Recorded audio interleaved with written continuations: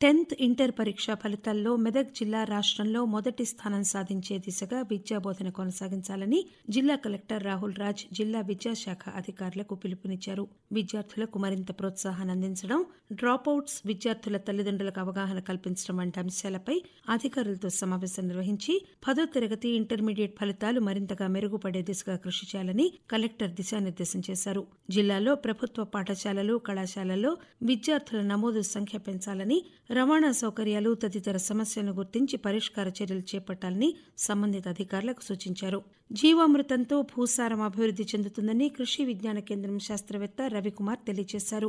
ఆవు మూత్రం, ఆవు పేడతో రైతులు తమ ఇంటి వద్దే ఎలాంటి ఖర్చు లేకుండా జీవామృతం తయారు చేసుకుని ఎరువుగా వాడాలని, రైతులు ఎక్కువగా సేంద్రియ ప్రకృతి వ్యవసాయంపై మొగ్గు చూపాలని ఆయన సూచించారు. సేంద్రియ ఎరువులను తక్కువ ఖర్చుతో తయారు చేసుకోవచ్చని చెప్పారు. సేంద్రియ ఎరువులతో భూసారం పెరగడంతో పాటు ఆ భూమిలో సాగయ్యే పంటలు ఆరోగ్యానికి ఎంతో మేలు చేస్తాయని రవికుమార్ చెప్పారు. జిల్లాలోని శివంపేట మండలం చిన్నగొట్టిముక్కల గ్రామంలో సింగరేణి సంస్థ 2 కోట్ల రూపాయల వ్యయంతో పాఠశాల భవనం, సైన్స్ మ్యూజియం ఏర్పాటు చేసింది. విద్యార్థులకు విజ్ఞాన శాస్త్రంపై అవగాహన పెంచడానికి ఈ మ్యూజియం ఏర్పాటు చేసినట్లు అధికారులు చెప్పారు. సింగరేణి సంస్థ ద్వారా మంజూరైన సైన్స్ పరికరాలు విద్యార్థులకు జీవ, భౌతిక, రసాయన, గణిత శాస్త్రాలపై ప్రత్యక్ష అవగాహన కల్పిస్తున్నాయని అధికారులు తెలియజేశారు. రైతులను ప్రకృతి వ్యవసాయం వైపు మళ్లించేలాగా కేంద్ర ప్రభుత్వం ప్రకృతి వ్యవసాయ మిషన్ను ముందుకు తీసుకొచ్చిందని జిల్లా వ్యవసాయ అధికారి వినయ్ కుమార్ చెప్పారు. జిల్లాలోని 5 మండలాలను 15 క్లస్టర్లుగా ఏర్పాటు చేసి ఒక్కో క్లస్టర్ పరిధిలో 125 మంది రైతులను గుర్తించి వారికి ప్రకృతి వ్యవసాయ మిషన్పై అవగాహన కోసం సదస్సులు ఏర్పాటు చేస్తున్నామని ఆయన చెప్పారు. జిల్లాలో మొత్తం 1875 ఎకరాల్లో ప్రకృతి వ్యవసాయానికి పనులు ప్రారంభించామన్నారు. రైతులను ప్రకృతి వ్యవసాయం వైపు మళ్లించే విధంగా వ్యవసాయ ఖర్చులు తగ్గించడం జరుగుతుందని చెప్పారు.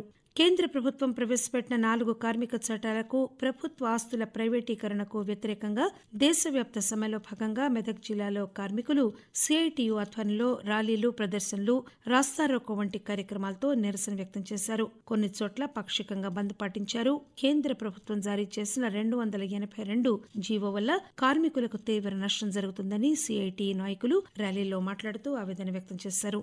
రైతులు ఆర్థికంగా ఎదగడానికి ఆయిల్ పామ్ సాగును ప్రోత్సహించాలన్న లక్ష్యంతో ప్రభుత్వం రైతులకు 90% సబ్సిడీపై ఆల్ఫా మొక్కలు అందజేస్తోంది.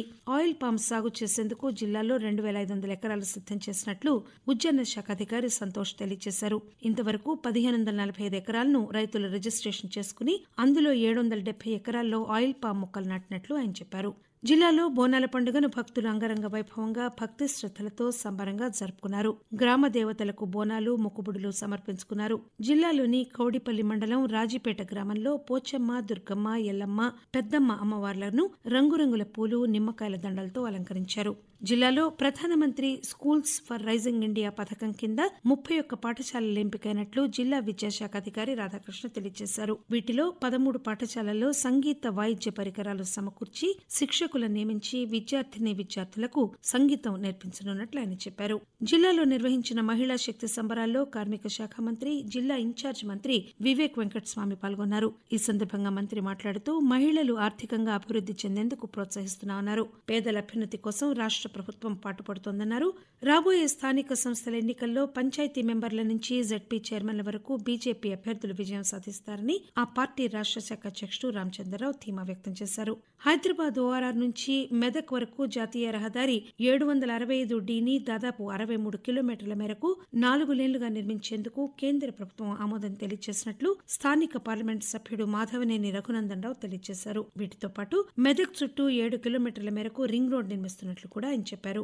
నర్సాపూర్లోని బివి రాజు ఇంజనీరింగ్ కళాశాల విద్యార్థి, నర్సాపూర్కు చెందిన అనంతరావు తైవాన్లోని నేషనల్ విద్యాలయంలో ఎక్స్పీరియన్స్ ఎడ్యుకేషన్ ప్రోగ్రాం కి ఎంపికైనట్లు B V Raju society chairman Vishnuraju తెలియజేశారు.